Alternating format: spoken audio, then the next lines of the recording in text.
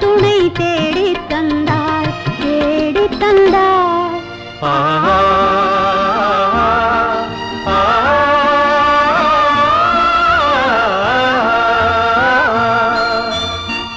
வானமெனும் வீதியிலே